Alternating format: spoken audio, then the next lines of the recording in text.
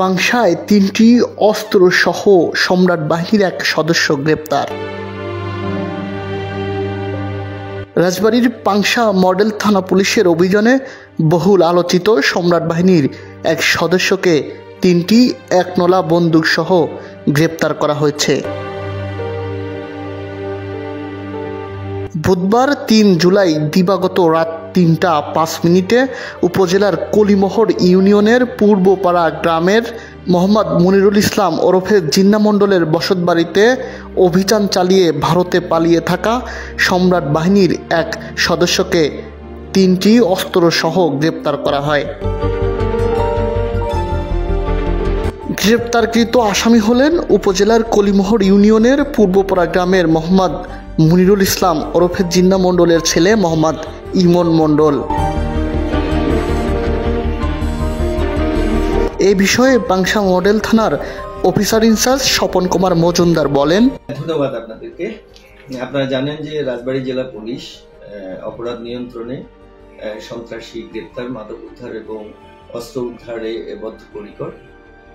সেই শুরু থেকে আমাদের রাজবাড়ী জেলার সুযোগ্য পুলিশ সুপার জনাব GM আবুল কালাম আজাদ PPM মহোদয় স্যার আমাদেরকে কঠোরভাবে নির্দেশনা দিয়েছেন যে এলাকার মধ্যে যাতে কোনো ধরনের সন্ত্রাসী এবং চাঁদাবাজি অস্ত্রধারী সন্ত্রাসীদের দূরত্ব যাতে না বাড়ে, আমরা সেই লক্ষ্যে কাজ করে যাচ্ছি প্রতিনিয়ত। পাংশা থানা এলাকাটা বিশেষ করে রাস্তার দক্ষিণ অঞ্চলগুলো, এই অঞ্চলগুলো সন্ত্রাসীদের দৌরাত্ম্য ছিল দীর্ঘ বছর ধরে, কিন্তু আমরা এর জন্য এই সন্ত্রাসীরা যাতে কোনো ধরনের সন্ত্রাসী কার্যক্রম চালাতে না পারে এবং চাঁদা দাবি ডাকাতি সহ বিভিন্ন ধরনের অপরাধে যুক্ত হতে না পারে, সেই জন্য আমরা প্রতিনিয়ত ওই জায়গায় টহল বৃদ্ধি করেছি এবং সন্ত্রাসীদের অপরাধীদের তালিকা তৈরি করে তাদেরকে গ্রেফতারের চেষ্টা করে আসছি। তো গত কিছুদিন আগে আমরা খবর পাই যে এলাকায় বেশ কিছু সন্ত্রাসী প্রকাশ্যে ঘোরাঘুরি করছে এবং কয়েক জায়গায় তারা অস্ত্র প্রদর্শন করছে। অস্ত্র দিয়ে কাউকে ভয় দেখাচ্ছে না, কিন্তু অস্ত্র দেখিয়ে তারা মানুষের মধ্যে একটা ভীতির সঞ্চার করছে। মূলত এই নিয়েই আমার সাব ইন্সপেক্টর তারিকুল কাজ করছিল। দীর্ঘ 4-5 দিন এই বিষয়গুলি অ্যানালাইসিস করে আমরা জানতে পেরেছি যে শীর্ষ সন্ত্রাসী সম্রাট যে ভারতে অবস্থান করছে, সে তার কিছু অনুসারীকে দিয়ে এলাকার লোকজনের মধ্যে ভীতি সঞ্চার করার জন্য এবং তারা যাতে নিখুঁতভাবে তাদের চাঁদাটা দাবি করে আদায় করতে পারে, এই জন্য তারা এই অস্ত্র প্রদর্শনটা করেছিল।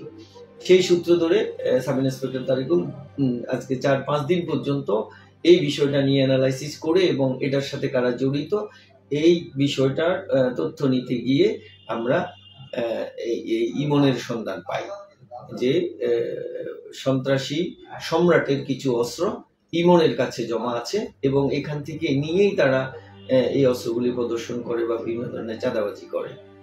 তো গত রাতে আমাদের কাছে সংবাদ ছিল, তারিকুলের কাছে সংবাদ ছিল যে ইমনের বাড়িতে বেশ কিছু অস্ত্রধারী সন্ত্রাসী আসবে এবং সেখান থেকে তারা যে কোনো ধরনের একটা অপরাধ কার্যে জড়াবে।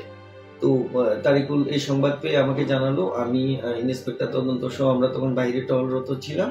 পরে আমরা রাতে সেখানে গেলাম, তারিকুল আমাদেরকে বাড়িগুলি সব চিনিয়ে দিল।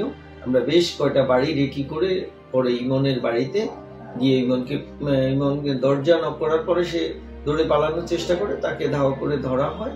ধরার পরে সে তো প্রথম অস্বীকার করে সে একজন ছাত্র, সে প্রথম অস্বীকার করে ব্যাপক জিজ্ঞাসাবাদের এক পর্যায়ে স্থানীয় লোকজন সেখানে ছিল, তাদের সামনে সে স্বীকার করে যে সম্রাট বাহিনীর 3টা অস্ত্র তার কাছে আছে এবং এটা সে তার বাড়ির পশ্চিম পাশে তার চাচার পুকুরের উত্তর পশ্চিম কোণে ঘাস গাছ, কলা গাছ এবং ঘাস গাছ আছে, ওটার নিচে এসে রেখেছে একটা বাজারের ব্যাগে।